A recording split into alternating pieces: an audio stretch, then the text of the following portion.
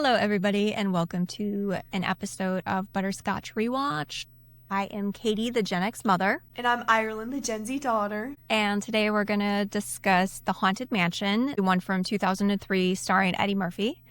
And as you can see, I did convince Ireland to do a little bit of makeup here today. You guys, this is exactly why I don't do makeup. I put my eyebrows down every morning and then I do mascara. Okay, I do not have as much of creativity, I guess, as my mom, as you can see, but your makeup looks really good. You look like Madame Leota. Like, it looks good. Like, you just need a crystal ball, like a little fishbowl around you or something. Yeah, I was thinking about that, but then I was like, no, it'll just echo when I talk. Yeah. And, or I'll end up, suffocating myself. But my hair with my 5 pieces of hair, just, this is as much as I can poof it out. Oh, well. It's genetic. I also only have 4 hairs on my head. That's why I have, this is my whole ponytail. Yep, that looks about right. Right. Yes, I tried to be a spooky ghost, but really I just look like I drank too much last night, so it's not doing its thing, but I tried, guys. I did it for you. I tried. I'm sure there's some drunk ghosts in the Haunted Mansion. Honestly, there you go. Yeah. You're like,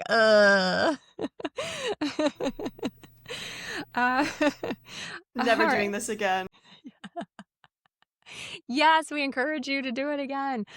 So The Haunted Mansion, this one is from 2003. It is starring Eddie Murphy as Jim Evers, Terrence Stamp as Ramsley, Nathaniel Parker as Master Gracie, Marsha Thompson as Sarah Evers, and it's directed by Rob Minkoff and written by David Brennebaum.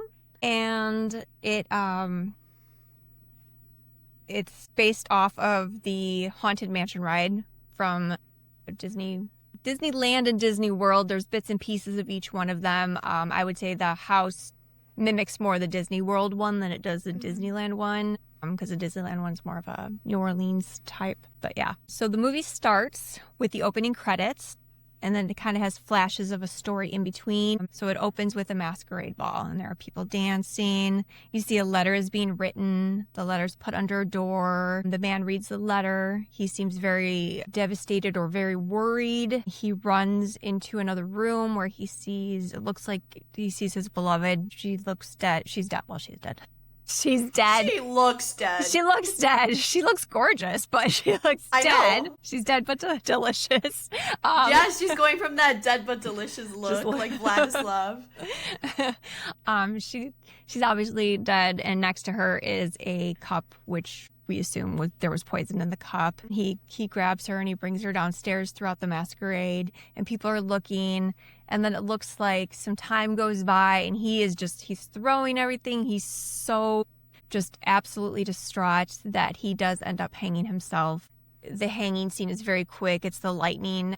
And if you've ridden the ride before, when you go into the stretching room and it stretches and then it flashes, and if you look up, you see that there's someone hanging from the rafters. This mimics that. And then it cuts to modern day, and we see a messenger boy that takes his bike up to these big scary gates of the mansion, and as he tries to look in, a big wind gust comes, and it's almost like a ghost face, and it says, "Go away!" And the kid, of course, is literally scared. It scared the crap out of him, I feel. Literally. Oh, yeah. And he scared me.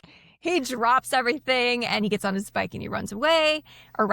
And we see the pamphlets that he was delivering to each of the houses, and it has a picture of the Evers family. It's Evers and Evers Realty, and it is Eddie Murphy and Marsha Thompson, their pictures, and it's, and it shows that. And then it cuts to Eddie Murphy's character, who is Jim Evers. He is in the middle of selling a house to a couple. Yeah, first of all, this poor mailman or mail kid, I want to say, does not get paid enough quarters for that experience. That's terrifying. Yes, but so after that, again, we see the flyers. We know that they're realtors, and that's what they're involved in. So we see Eddie Murphy's character, Jim, and he is trying to sell this house to a couple who's pretty argumentative, with each other, very indecisive. Like, the wife's like, "Oh, I love this," and then the husband's like, "It doesn't have enough outlets." Like, there's, Typical guy. They're all, right, no, I'm not even gonna lie, that's what my boyfriend said when we were looking for a new place. They're like, yo, there's so many Ethernet cables and outlets. This is great. But with this couple, like, again, it's very, like, nitpicky. They couldn't decide on anything. So then Jim gets a call from his wife, Sarah. Sarah's like, hey, are you, like, still, like, seeing the house or whatever? And Jim's kind of playing it off like there's another potential buyer for the house. So he's trying to, like, you know, get that revenue from this couple and kind of get the ball rolling to see if they actually are interested. And basically on Sarah's end, she's just like, oh, I told you that they, you know, do not settle for anything. Like, I told you that they're impossible to work with and blah, blah, blah, blah. Again, Jim's just playing it off like, oh, yeah, you know, we can meet on Thursday and get this settled. And yep, that sounds good to me. Like, just kind of playing it off on his end.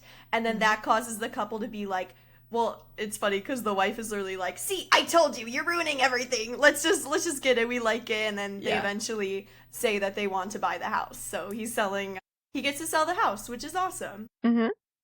And then as he's going through, he's meeting with the couple that is selling their house. That was the house.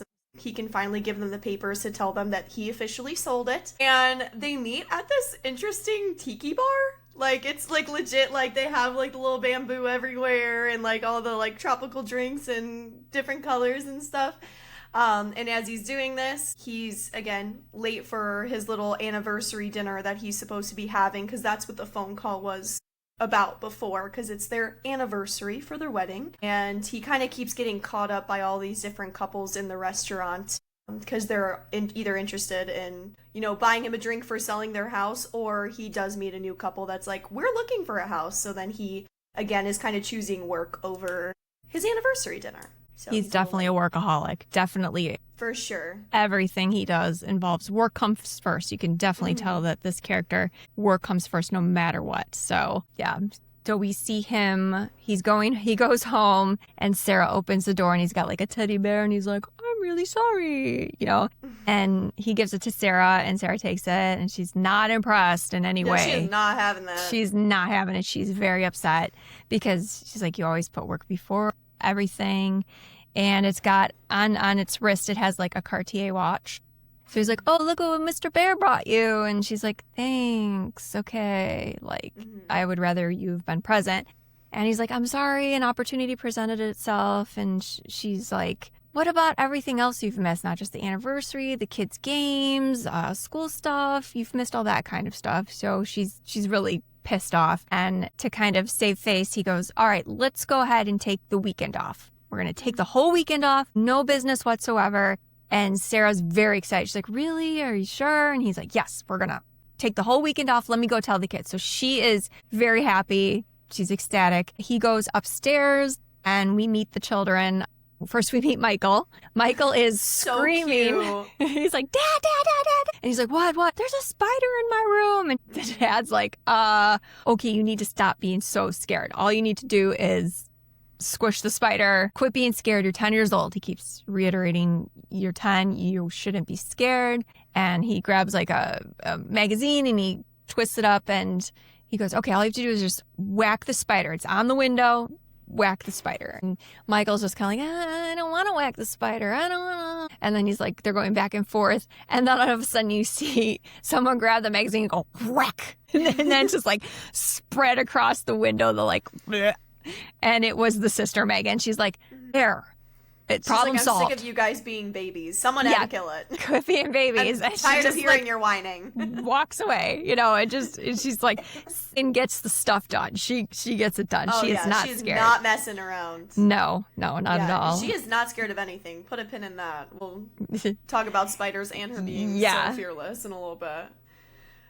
So as the scene ends, we see that Sarah is getting a phone call. And it's like a very proper, we know it's going to be the butler later, but very proper dialect on the other end. And he's just, asking for her to come to the house to see things or just to see the house to show it, basically, is what she's thinking. And he explains that he saw the flyer and that his, master or his, I think he calls employer him the master, or employer or boss or whatever. Something like that. Is very excited to meet with her, and only her, not accompanying anybody else, because she mentions oh yeah, me and my husband usually go to this together, and he's like, I would prefer it to be only you, or my boss prefers it to be only you. Mhm. So she's kind of not really having this. She doesn't like the vibes. I don't like the vibes either. This man sounds like he's from the 17th century, so I wouldn't like the vibes either. Yes. But Jim comes up and is like, because she wrote down the address, he takes the address and is like, what the heck? Do you even know where this is at? Like, these houses are multi-million-dollar houses. This could be huge for us. And that kind of took a little bit of convincing, but she did agree to eventually go see the house on the way to their little adventure for the weekend. To the lake, yeah. She was already telling them, no, I'm sorry, I have plans this weekend that cannot be broken. And then Jim comes down, he's like, psst, psst, psst, psst. And he's like, do you know where this is? So she's like, oh, okay, I guess we can stop there on our way, kind of thing. She's not happy about it, but, you know, she hangs up. And then we see them in the car. They're getting in the car to go to the lake. And the kids are like, how long is this going to take? And Jim says, 20 minutes tops. We hear that a lot, 20 minutes tops. So they're like, okay. So they pull up to the gate, and it's this old, decrepit house. It's the house we saw with the messenger boy. And he's like, oh my gosh, I wonder how much land is here, how much, you know, you could do to this. So he's like, how do we get in? The gate's locked. He shakes the gate and is like, hello, the Evers and Evers is here. And there's no like callbacks or anything. So Sarah says, let's just go. Let's just go. So they go to get back into their car, and then the gate opens.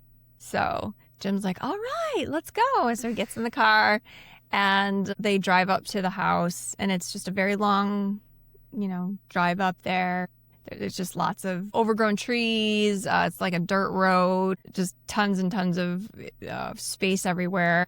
And they get out of the car, and they decide that they're going to walk around a little bit. So they walk around, and in the back, they see a ginormous cemetery. This cemetery is so, it just seems like it goes on for like 100 miles, right? Like it's just, it's huge. It's just, you know, and Sarah's like, how do you sell this? Or Jim's like, how do you sell this? And Sarah's like, she says something Yeah, they're putting the realtor twist on it. They're like, because like the daughter's like, oh, what are you gonna do? Like when you try to sell this house, tell them about the hundreds of dead people, and then Sarah and Jim were like, oh, you mean the very spacious land and their own like private cemetery? Like they're trying to like talk it up, like they have the terminology.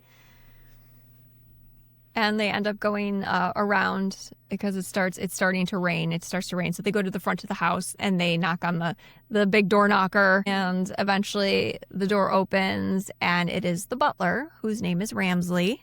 And he tells them to come on in. And I don't think he's very happy to see The whole crew. Jim and the children. And I think he's just wanted Sarah to be there. So yeah. He also never seems happy. So, No. I mean, maybe that's just his face. Like, he's got major RBF, maybe. I don't know. But definitely. my favorite line in this movie, or one of the favorites, because there's some goofy ones in here, of course, because Eddie Murphy is hilarious. But Michael, when the whole family walks in, Megan, I think, goes, ooh, it smells like Grandma's house in here. And then Michael goes, worse, it smells like Grandma. Because obviously it looks disgusting. Like, there's cobwebs everywhere. It's very old, very creaky, very creepy.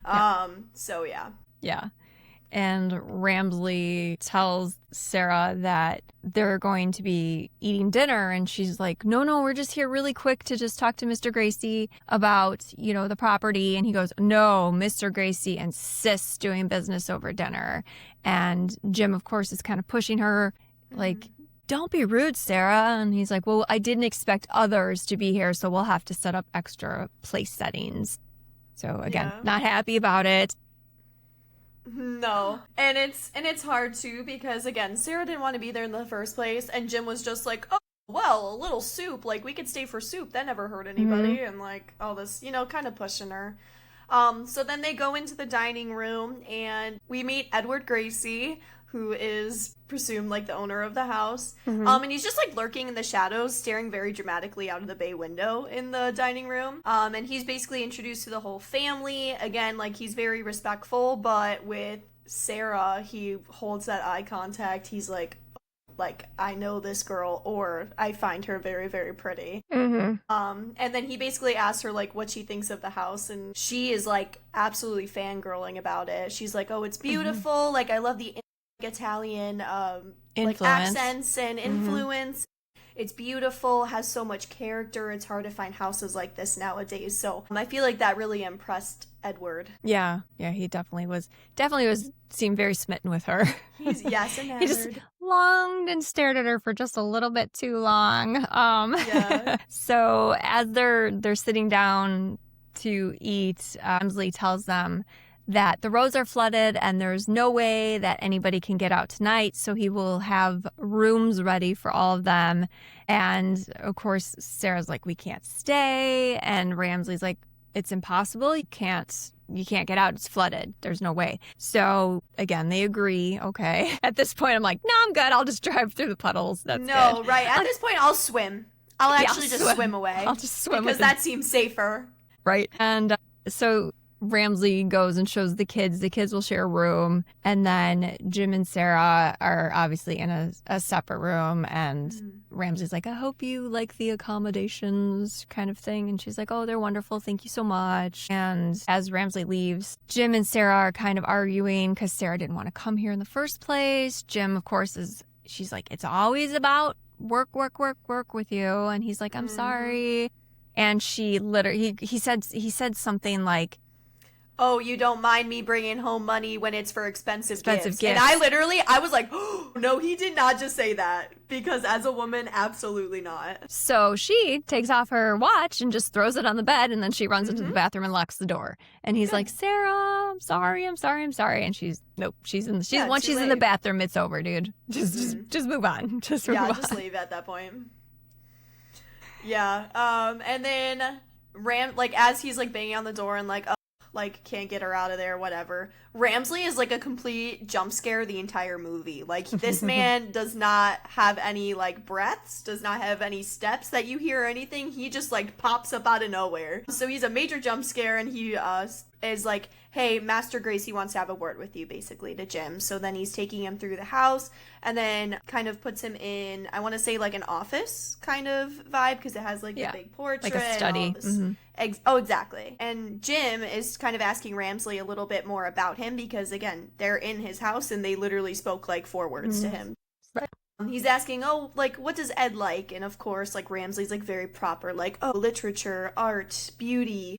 And then he's like, do you believe in ghosts? Like, it's like very, very random. And then Ramsley kind of explains that Gracie in this whole experience like needs to get out of the house. He is unwell because of he doesn't necessarily say like the bad spirits in the house, but after like bringing up ghosts, you kind of get that vibe that he's just like, he's very unwell, needs to leave the house, and the house isn't good for him, so that's why we're trying to sell it. And so Ramsley leaves Jim in the study by himself. Smart idea. Who of course, he can't sit still. So he's like touching things and opening books and everything like that. And he grabs a cigar. He's like, ooh, a cigar. And he like puts it in his pocket. He sees matches. He grabs those and puts them in his pocket. And he drops he had whiskey. Ramsley had given him whiskey, I believe. And he drops the cup. He goes to pick it up. He pushes onto a statue. It's like the head, and the head goes like this, and then a secret door opens. So Jim, of course, is like, let's see what we have down this little corridor here. That seems smart. Yeah, that seems smart. It's dark, and there's lots of spider webs. Looks like a great idea. So he goes into the door, and as he goes into the door, it shuts. So now he's stuck in this secret passageway. And he has matches and a cigar. Could not be me. Yeah. Right. Yeah, at least he's got that. Yeah, I think he did take one of the torches before he walked in. I think he grabbed one of the torches, so he does have a torch, to get him down that way. Yeah, so then we kind of cut to the kids after that, and they're still in their room.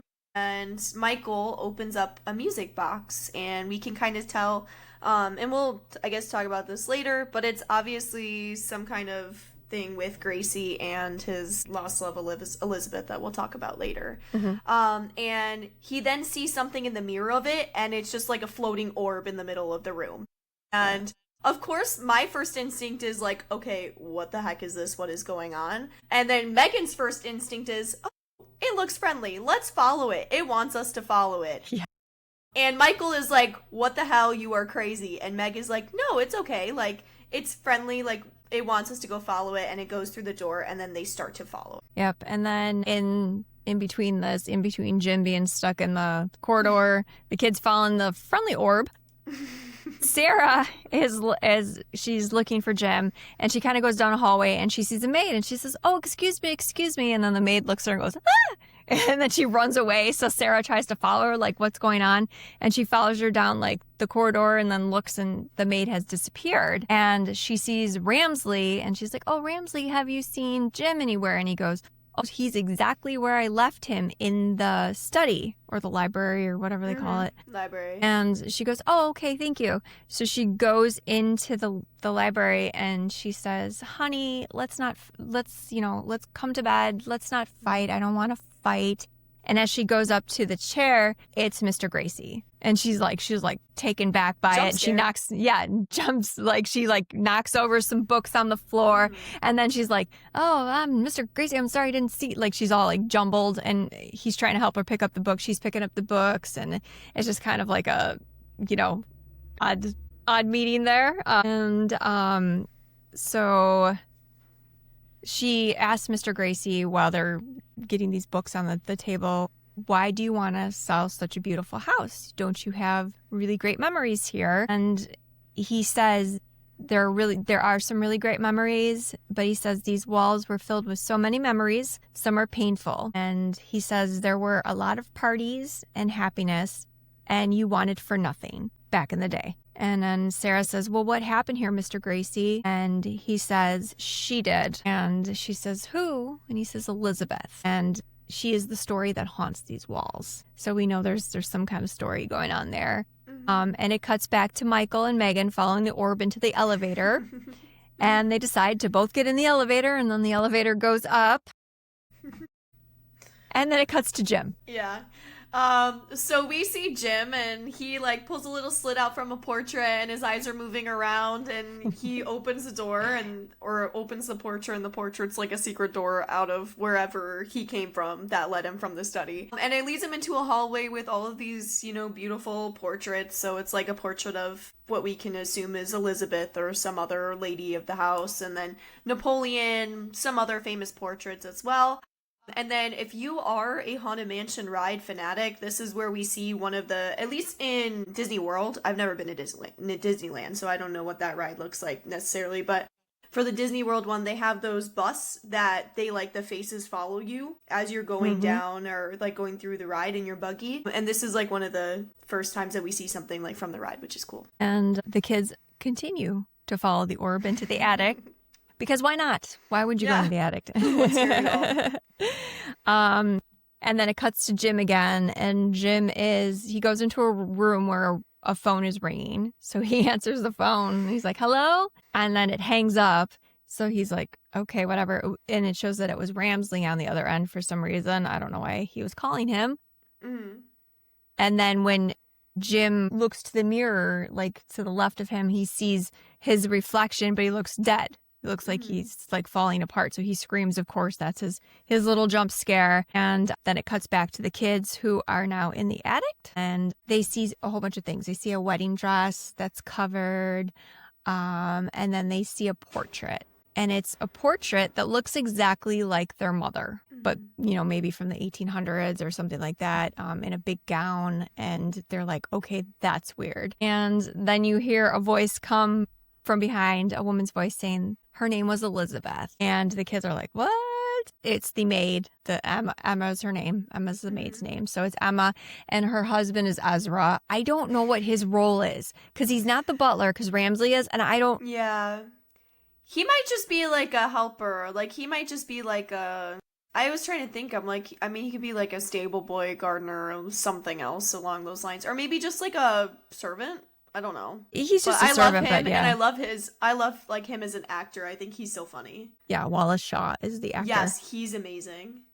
He's in so many. He's one of those guys where he's in everything, but you couldn't probably name a single thing with him in it for a while, but he's in everything. And then Ezra, of course, is like, "It's none of your business." The maid, they're husband and wife. Emma and Ezra are husband and wife. So they're, of course, bickering like husband and wife. And she goes, "Her name was Elizabeth." And then she's like, "Who wants cookies?" And she has a tray of cookies for the kids, and the kids are eating the cookies. And then Emma says, "Hide, kids, hide." And the kids hide, and Ramsley comes up and he's in the attic and asks Emma where the children are. And Emma replies, "What children?" And he says, "Her children, the one she wasn't supposed to bring." So again, he's bitching that she brought the kids. And then he looks at the cookie tray and picks it up. And then he goes on a little rant about how she should have come alone and that her husband is brainless. That's his opinion about Jim. What a guy. Yeah, so then after that, we cut back to Jim. And this is when he is moving into a room and he encounters Madame Leota. And as he doesn't know who he's encountering first, all he hears is a voice. And he's like, "Oh, great. Like, finally somebody. Like, how the hell do you get around this house? Like, how do you find anything in this house? I'm lost." And then as he's walking in, he obviously sees that she's an orb. Or she's in the crystal ball. Sorry. Crystal ball, yeah. She, like, turns around and she's, talking to him and saying that there is great evil in this house and it's trying to destroy him.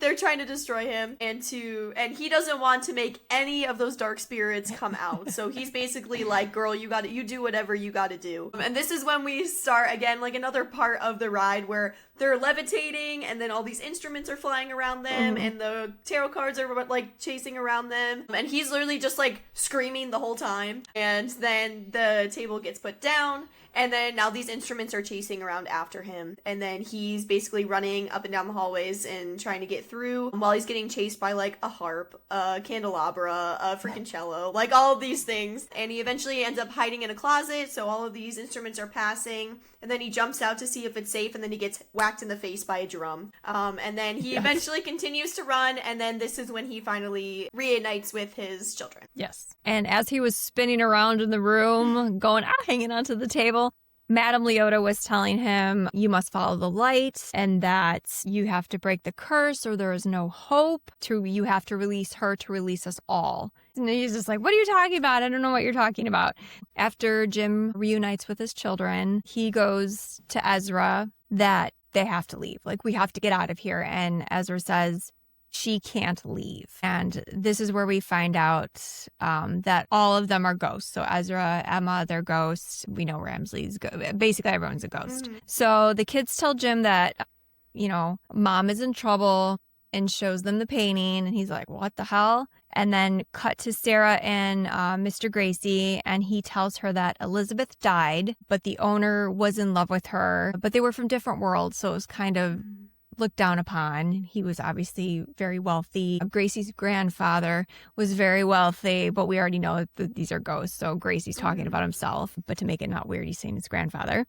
And that they were from different worlds, and she took her own life. And since he couldn't live without her, that he took his own life in return. And he says that his soul wanders the halls waiting for her return. And then it cuts back to Jim. Yeah, and I just really like the quote after the soul wanders in the halls. He says, "If you listen carefully, you can still hear the beating of his broken heart." And that gives me like Edgar Allan Poe vibes, but it's also very, it's very somber, but very sweet.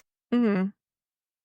So this is when, Jim is trying to put this all together here and is like, "Okay, how the hell do we end up in a haunted house?" Like, then they're kind of talking about what are some steps that they need to do in order to break this curse, basically, or to get the heck out of there. And another line that he says that is just amazing. He says, "The guy is dead and he's trying to get with my wife, and his house isn't even for sale, so I gotta get the heck out of here." And he's just basically like, "There's no incentive here. Like, I just got screwed, so we gotta get the heck out of here." And now Madame Leota is telling them, and it's a whole group of them now. It's the children, it's Ezra and Emma, and then him, and that Leota is telling him they must find a key, they have to enter this tomb, and they have to travel underground to receive this key, and that key is the answer to all. So Ezra is like, because of course Jim is like, "How the hell do we get out of here?" And Ezra's like, "Here, let me show you how we ride in style." And then he is on this ghost carriage with a horse of bones, and you could definitely tell like it's like a show horse, or like it was like a royal horse, because he's got like the cute little feathers and stuff like that. And of course, in husband and wife fashion, Ezra and Emma are fighting over like who's a better driver, and you're gonna kill us and all this stuff. And then he's like, "Oh, that's really funny because half of the passengers are already dead." never short of any humor. But this is another encounter where the kids and Jim are exposed to all of the ghosts that are living on the land. So you get to see like ghosts riding their bikes and ghosts that are, shooting. One of my favorites is when the ghost has the crossbow and he's trying to shoot the apple off the guy's head, and then the arrow goes right through his forehead. It's all of these like kind of fun, like lighthearted things that they're going through. But basically they're like, why are there so many ghosts on the property? And then Ezra and Emma explain they were not able to find the light, so now they are trapped to wander Earth for all of eternity. And then they cut back to Gracie, and he's with Sarah, and he shows her the attic that has the wedding dress, and he stares at Sarah awkwardly again. Right. What are you looking at? I don't think she's getting okay. Yeah, I think she just doesn't know if he knows social cues, so it's fine. Yeah, I think yes. So then it cuts back and forth from Jim and the kids to Sarah and Gracie. It kind of goes back and forth. So again, we cut to Jim. Leota told them that they needed to break the curse. The truth must be known. You must find the key. Enter the tomb under the great dead oak and travel down and find the black crypt that bears no name, or soon your fate will be the same. So the kids and Jim are looking for this crypt, and they're looking all over the place, and they're not finding it. But then they ask some ghosts, don't they? Or it's the bus. It's the bus. Singing bus. Yeah. Yes. It's basically whatever he's asking, they're just singing. Like, there's no answer. He's like, hey, do you know where the crypt is? Where is the crypt? Where is the crypt? And they just sing it, yeah. It's like, is there an echo in here? They're just repeating exactly what he's saying, basically. But they do eventually find this mausoleum with the crypt, and Megan goes up to it, of course, because she's not scared. And she says, oh, there's a warning on the door, and it's in Latin. And Jim's like, how do you know to read Latin? And she's like, well, I studied it. You said it was stupid, Yeah, so she's like, girl, I studied it for 3 years, and look at me, and I know more than you. And he's basically like, well, of course it wasn't stupid. Obviously, I get that now. Yeah, right. And it says on the crypt, it says, beware all who enter. Here lies the passage to the dead. So, of course, Michael's like, nope, Dad, I'm not going. So he's not going to leave Michael outside. So he tells Megan, stay with your brother. I'll go inside the crypt. I'll find the key, and Megan's pissed off because she wants to go on she likes the adventure. She's not scared. She is not afraid. She is awesome. No. So, of course, Jim starts going down and he's looking, and Megan doesn't listen, and she follows him and kind of gives him a little jump scare. And he's like, what are you doing here? She's like, well, I came down to help you. So they find the black coffin. Jim pushes off the top of the coffin, and it's a skeleton, and he's holding a key, and Jim tries to grab the key, and it's all like gross. And he grabs the it's key. in the guy's hands. Yes. And they start to leave, and he's all excited, like, okay, great, we got the key. And then you see the skeleton pop up out of the coffin, and he's like, oh, hell. And Jim is like, he's on this like little bridge that has water coming through the crypt for some reason. And he drops the key. Scenic. Yeah, he drops the key, and it goes into the water. But I don't think it's not deep water. It's maybe like 4 feet pretty deep. shallow, but 3 it's feet. Disgusting. It looks like sewage water, because obviously it's just been sitting in the mausoleum for God only knows how long. Right. So Jim tells Megan, okay, you go get the key. I'll take care of the one skeleton. So they're like, great, let's do that. So yeah, and as she's, running down the bridge, running down the stairs, waiting in that disgusting sewage water, he is, fighting this skeleton that came from the black crypt, and he eventually knocks his head off with the little, I don't know, he grabbed a stake or something off the wall. Yep. And he's like, haha, next time you'll think twice before coming back from the dead. And of course, as soon as he says that, now all of those ghosts are pissed, and now everybody is coming back from the dead because obviously in a mausoleum, multiple people are buried. So there are so many crypts now that are being unleashed, basically. And now all of the skeleton army is coming to attack both of them. So now Megan is, waiting in this disgusting water, and she's really trying to find this key. And of course, she has to go underwater. So she's like, I really did not want to do this. And homegirl, again, very brave. She didn't even think twice about it. She went down there. Way better than me, because that is disgusting. But she did eventually find the key, but then as she's finding the key, a skeleton head kind of pops up and is coming towards her. Of course, scares the crap out of her, because it would scare the crap out of anybody. And now she has a little army of skeletons coming after her too. But then right before they're about to get her, Jim does come get her, was like basically grab my hand, pulls her out, and then now they are sprinting up the stairs to try to make their escape. Yep. And as they're almost there, they see the door and they see Michael outside the door. And they're like, we're coming, we're coming, we're coming. The door slams. And the only way to open it is from outside. So what is the one thing that poor Michael is scared of more than anything in this entire planet? It is spiders. Yeah. So they show his side of the door, Michael's side of the door, and there's just spiders, black spiders. Oh, these big spiders. Not even just spiders. Yeah. Freaking tarantulas, bro. Oh, yeah. They're terrible. Huge. Disgusting. So he has to pull the door to get, but like let the spiders basically crawl on him to do that. And he's like, And Jim's like, we're basically going to die. So you have to like get over this fear. Just do it. Just do it. And Michael musters up the courage and he pulls the door. They all come out and then they close it and Jim locks it. And there was like a hand coming out and he like close it and the hand falls out and it's like still moving. And he's trying to get all the spiders off of poor Michael. And he's like really proud of him that he was brave enough and that he saved himself and the sister. I think Michael felt pretty good. He did a great job, and that door had to be heavy too because it's just stone. But it was very sweet too because right before Michael opened the door, Jim was like, you know what, Michael, I'm scared too. And he goes, really? You are? And, I feel like that kind of helped him because before Jim was always like, oh, I'm not scared of anything and blah, blah, blah, blah. But like Michael could tell that it's super serious because, Jim was actually being vulnerable and showing his fear as well. Yeah, so I thought that was very sweet. Yeah, instead of just being like I'm a macho man kind of guy. And then after that here, we do make our way back to Madame Leota. So now the whole crew is back and Jim's just like basically, hey, I found this key and you told me it was all over. And now Madame Leota's telling them, hey, actually there's like 16 more things you got to do before this is all over. But good job finding the key, buddy. And her exact line was, look, I don't make the rules. I just work here. Love that. And Jim picks up Madame Leota because he's like, well, girl, if I gotta find this trunk to fit in this key instead of a door, you're coming with me because God only knows how many antique trunks there are in this place. And she's like, don't drop me, put me down. Like, she's being funny. She's a goodie. I'm getting nauseous. Yes. So basically he's like going through and I believe they go back into the attic and then he's like, is that the trunk right there? And Madame Leota says, yes, it is. So then he opens the trunk and there's just a bunch of stuff in there. So he's like, how the hell am I supposed to know what I'm supposed to be looking for in here when there's all this garbage in here? And Madame Leota says something about finding a red letter or something red.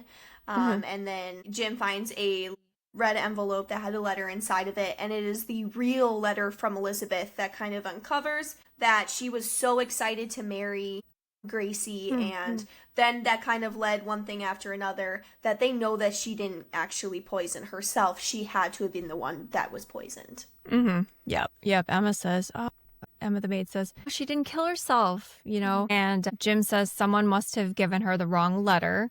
And then, of course, we hear in the background, cranky old Ramsley. He says, yes, well done, Mr. Evers. And Jim says, the butler did it? You gotta be kidding me. And then Ramsley looks at Emma and Ezra and says, I will deal with you two later. And they just he makes them disappear. Yeah. And then Jim asks Ramsley, why did you kill her? And Ramsley says, because the master would not listen to reason. He had everything in the world, and yet he was willing to throw it all away for love. I did tell him it would end badly. Yeah, and it would have destroyed everything. Like, okay, you're being a little dramatic.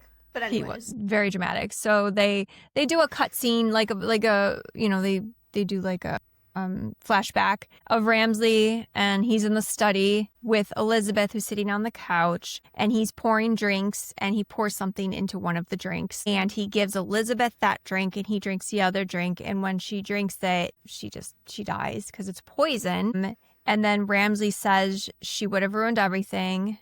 And Megan says, punch his face in, Dad. And then Jim says, yeah, but first I'm going to tell his master. Yeah.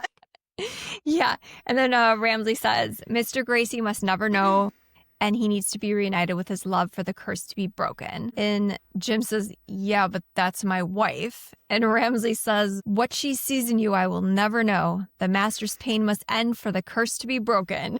And then Jim says, but Sarah is alive and Mr. Gracie is not.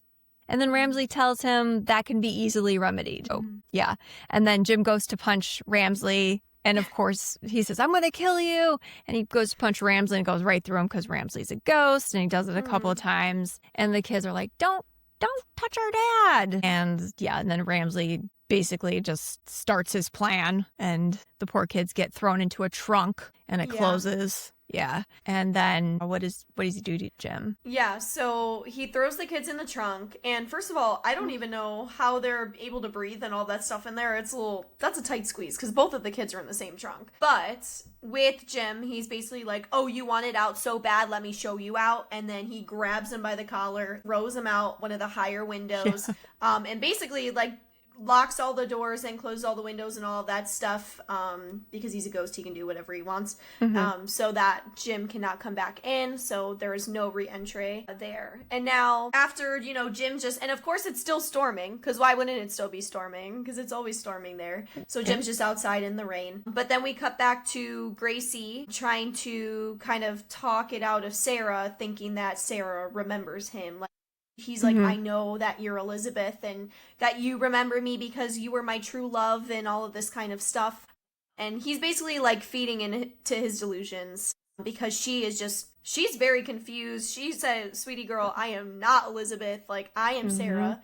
And I was just here because you have to sell your house. Like, I think you're mistaking me for somebody else.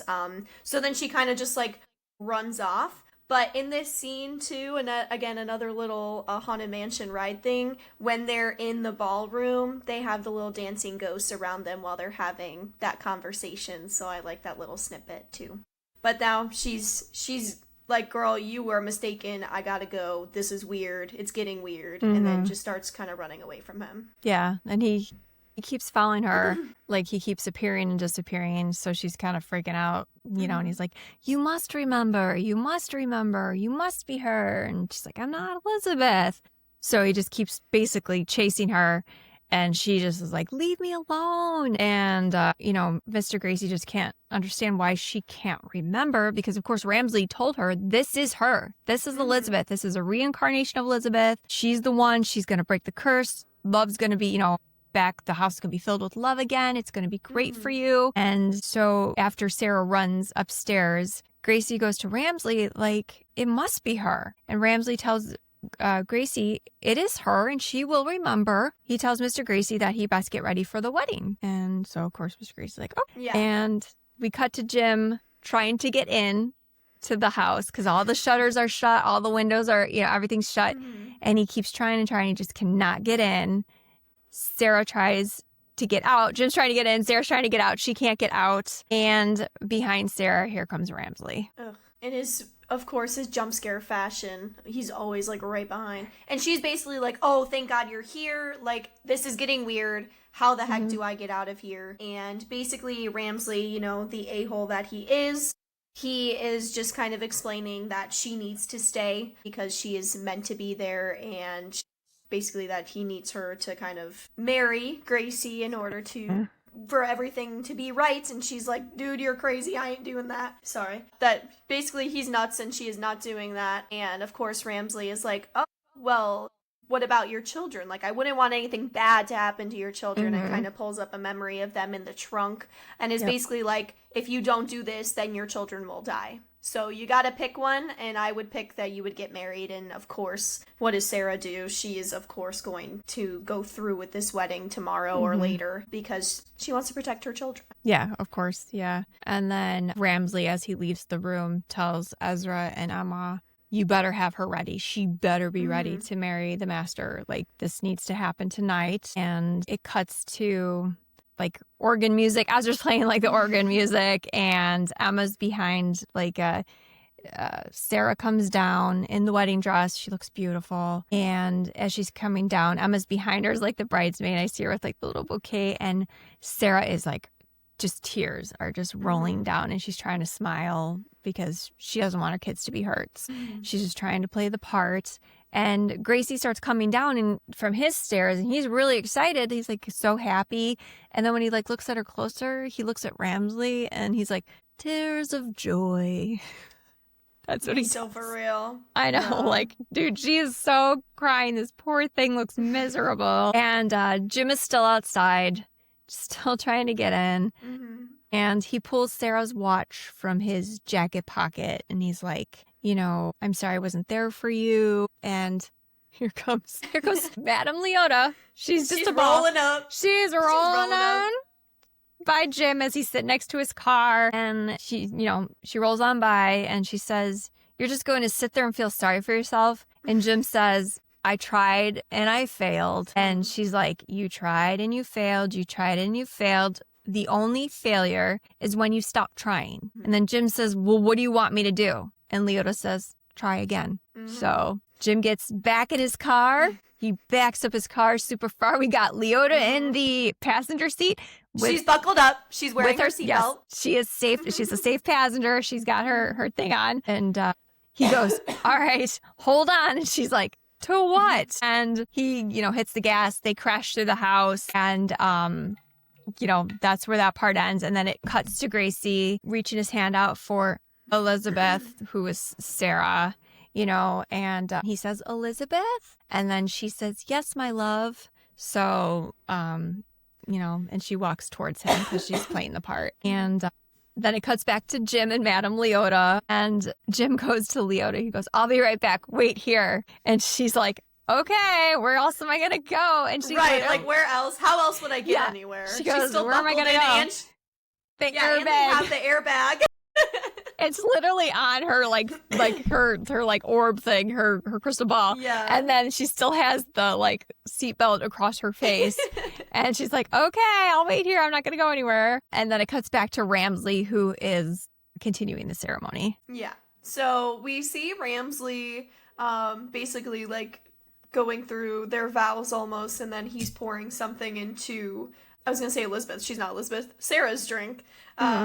Because, again, he needs to kill her in order for her and Gracie to be together forever and to break this curse. They need to be released together. And we kind of see Jim, fighting, he gets into the house because he's looking for the kids, and they have, the little, what are they, the knights in shining armor? Yeah, it's just a hallway of knights on each side. Yeah, just the hallway of them, and he's fighting through them, and then eventually saves the children, which is amazing. So as Sarah is about to take a drink that Ramsley obviously put the poison in, as she's, about to take a sip of it, and they're about to unite their union, Jim busts in and he goes, "Yeah, I got a few objections." And we think that it's right before she's about to drink that poison, so it's nice he saved her. And Gracie basically says, "I am not going to lose her again." And was basically pulled out a sword and is like, "I will fight you for her." Basically, I've lost her once, I can never lose her again. She's the love of my life. And Jim is like, "Oh, well, let me tell you the truth. Homegirl actually really wanted to marry you. Except for she didn't actually kill herself." And he's just like, "Girl, what?" Because remember that Ramsley, basically Gracie said that Ramsley was a father figure to him. So obviously he's gonna take whatever his word is first. And then Jim pulls out the letter, and then Gracie reads the letter, and he's like, "Oh, this is for real. This is serious." So yeah. And he looks at Ramsley and he's like, "What is the meaning of this?" And Ramsley says, "Must we listen to the ramblings of this madman?" And then Mr. Gracie says, "It is written in her own hand." And Jim repeats, exactly. He's like, "Yeah, it's written in her own hand. What do you got to say about that?" He's like, "Explain that." And Ramsley tells Mr. Gracie the truth. He said, Mr. Gracie says, "Was love my mistake?" And Ramsley said, Yes, it was your mistake." And he says, "Damn you all to hell." And he goes like this, and it's he's trying to summon things, and then all these ghosts pop in, and then the fireplace opens up, the floor opens up, and it's basically it looks like a dragon, fire dragon almost, and it basically possesses Ramsley, and it grabs him, and it's pulling him. It's hell. So it's pulling Ramsley into hell. All hell broke loose. Yes. So it's pulling Ramsley to hell, and of course Ramsley grabs Jim's leg, and so that means Jim's going to, and Jim grabs the edges of the pit, and he's losing his grip, and Mr. Gracie's there to grab his hand and save him, and he pulls him up, and then the pit, Ramsley falls down. He's like, "Ah!" And then the pit closes. And, so Mr. Gracie has saved Jim. So as like he's getting pulled out of the pit by Gracie, basically they're like, oh good, it's all over. And then we see Sarah basically almost unconscious on the floor. And she eventually passes out, and it does seem like she did drink some of the poison that Ramsley put in her drink. So then we see our orb from before that the children were like, yes, let's follow this friendly orb. So that orb nice. comes back, and basically Jim is like, well, what the hell is that? Because he's never seen it before, and Megan has to cut in and go like, no, like, it's good, like, it's friendly, like, it's just let it do what it's gonna do.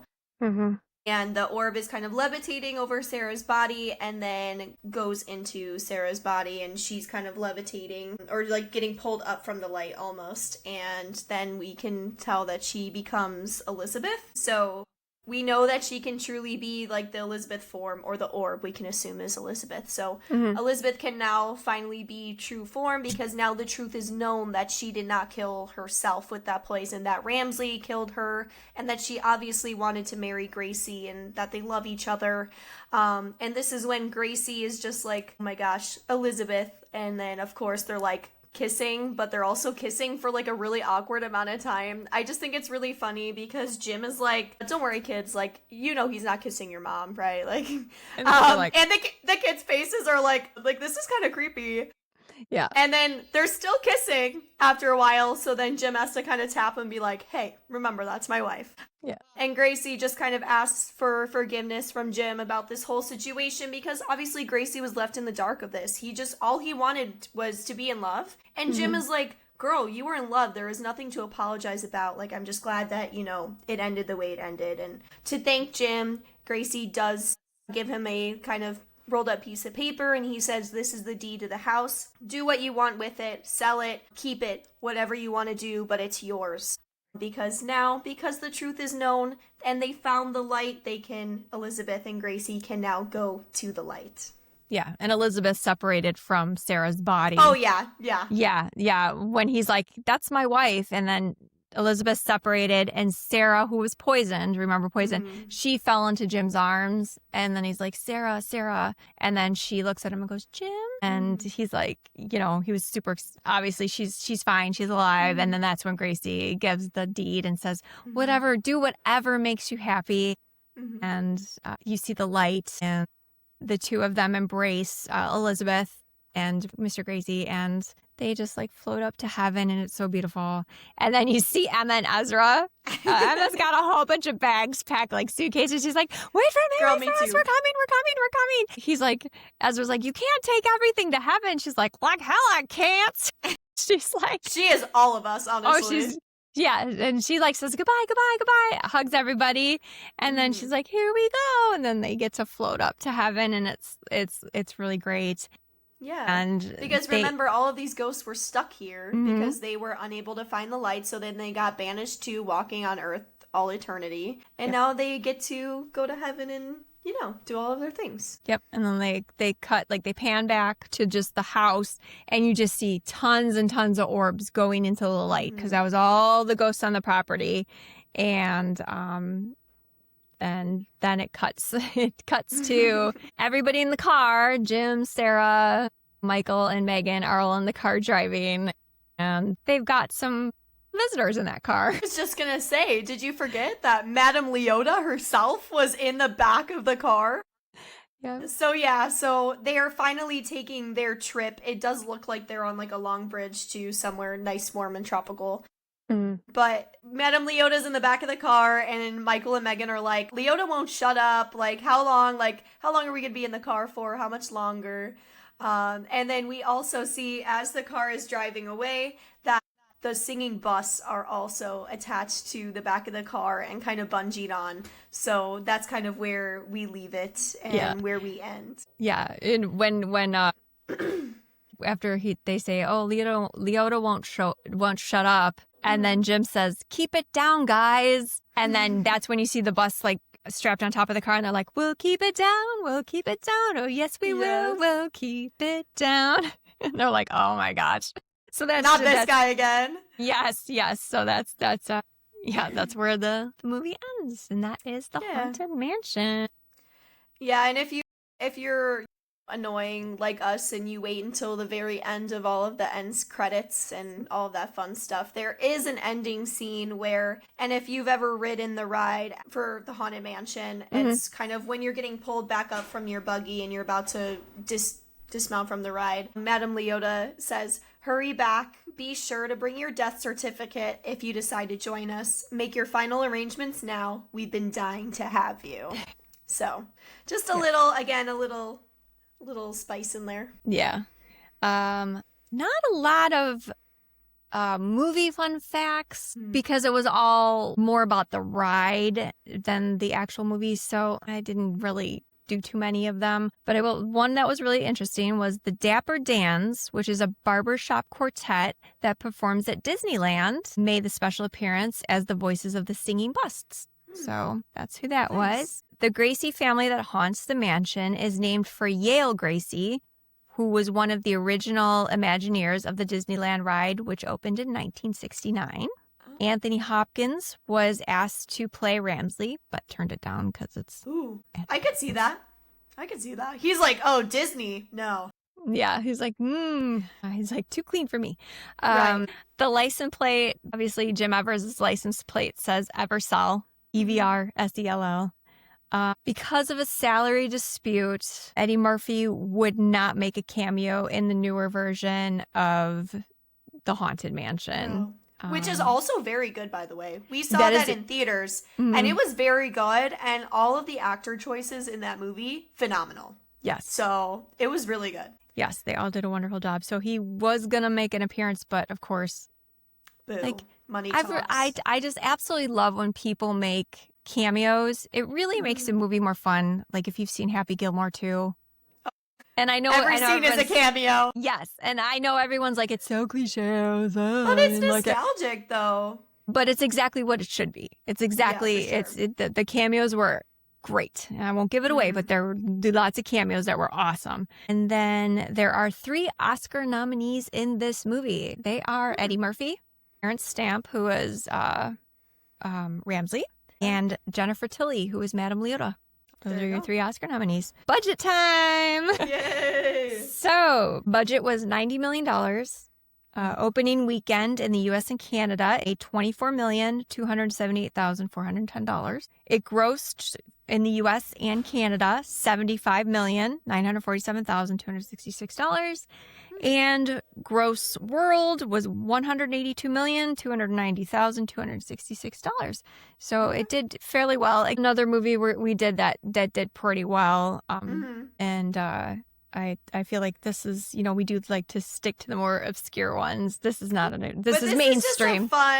This is just a fun Halloween movie though. So I'm glad we did it because it's also very nostalgic because growing up, like the couple trips that we went to Disney World, Haunted Mansion was always one of my favorite rides. And I love seeing all the little snippets from the movie as you're going through the rides. Very cool. Haunted Mansion is my favorite ride. Yes. I do have all the Hallmark ornaments. I get all 3 of them. Every year they come out with 3 of them and I get all 3 of them and I wait for them. I love the Haunted Mansion and I would watch this with my kids, on the Disney Channel. And this is more nostalgic for us as a family, maybe than it is for more people. But our next film we're going to be doing, Ireland, would you like to tell everybody what the next film is? Sure. Our next film is The Lost Boys. I know you're really excited about this one. I'm very excited. This is I grew up on this one. I was just going to say, speaking of favorite movies, talk to this one about The Lost Boys. She loves The Lost Boys. Yeah. Don't know who I'm going to dress up for this one, but we'll figure it out. But again, on behalf of myself, Katie, who's the Gen X mom, and Ireland, the Gen Z daughter, we want to thank you for joining us at Butterscotch Rewatch, and we will see you all next time. Bye.